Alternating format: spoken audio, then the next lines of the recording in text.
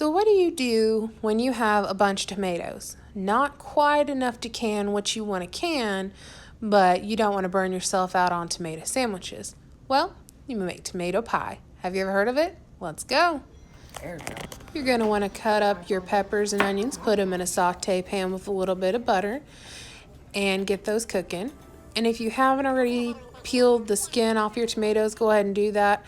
It's easier if you put them in boiling water and then throw them in the ice bath. It'll slide right off usually. And here I am scooping out a half a cup of mayo. And Hellmann's is what we use, but I'm sure Miracle Whip will be fine if that's what you prefer. And if you actually would use a measuring cup that you can scrape off the top and see exactly how much is in there, that would probably work out better. As you can see here, I'm trying to get it as even as possible, but it's all cattywampus. But I think if you've made this and you know how much to put on there, you could probably just take a squeeze bottle of Hellmann's and just squirt it all over the top once you know how much to put. And here we are going to do a tablespoon of all-purpose flour, and then we're going to mix some pepper in with it. The recipe calls for this. We think it's because you don't dry the tomatoes out at all or let them, release any moisture like most recipes would, but not sure. We're assuming, but like I said, not 100% sure. And again, we're making 2 batches, so only do one of those. We went ahead and baked the croissant crust and put the American slices on there. We're using Kraft, I believe. And then just go ahead and stack your tomatoes on there, single layer. And if you want, you can do multiple layers if you want to. But if you don't, we just did one single layer.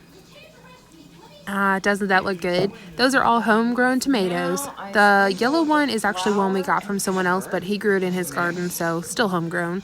And we're going to sprinkle on the flour and pepper mixture. Like I said, we think it's just to take some moisture out and so that way it doesn't get all soggy, but not sure. We're just following the recipe since we had never made it before. Make sure they're all good and coated. Get all that good stuff. Joyce, what the hell? That is her name, right? Joyce. Joyce Sillis, what the hell's going on, man? Explain the science. We need some science. I don't know how this is going to work. It'd be better if we had a squeeze container. And just squeeze it on top. Honestly. But then you don't know how much it is.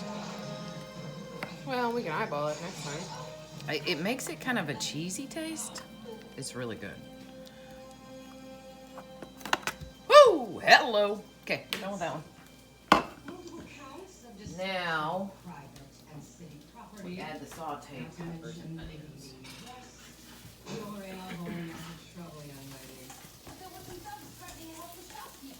Okay, look at these beautiful babies. Look at that. That's food pornography right there.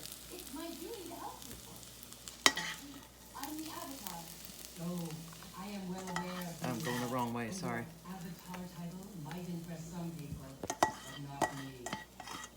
All right, fine. Then I want to talk to whoever's in charge. You're talking to her. I'm Chief Baker. Off camera, those were sauteing about 10-15 minutes, and we did one with peppers and onions and one without. I personally like the ones without, but if you like this or any other peppers, feel free to add them in. I'm sure they would be fine. But we'll just put that on there, smear it around, make sure it's all even, and then we'll go ahead and add the cheese. Parsley and basil? Yeah.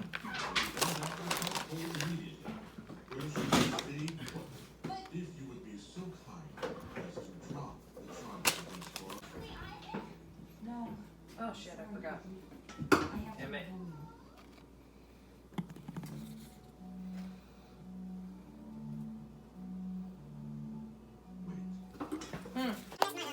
Go ahead and sprinkle on a little bit of that good parsley and basil.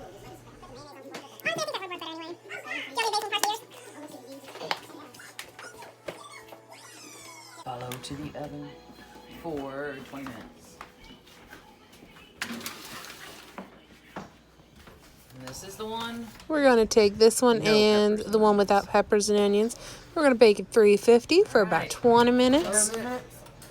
Also, keep in mind that we already pre-baked the crescent rolls, so Okay. they should already be pretty much done. That's Look at all that good stuff. This is the one with peppers and onions. And this is the one without. Like I said, I like this one better, but that's just me. I feel like it tastes like a hot BLT, so if you added some lettuce, it would be like a Jimmy John's sandwich. I can't hear all that beer no more. I didn't put a lot of cheese in mine. Look at her being stingy. Look at that melted cheese. It's going to be so good. Mom said it's real good. I don't believe her. It's got mayo on it. I'm not a huge fan of mayo. I like it, but not a lot.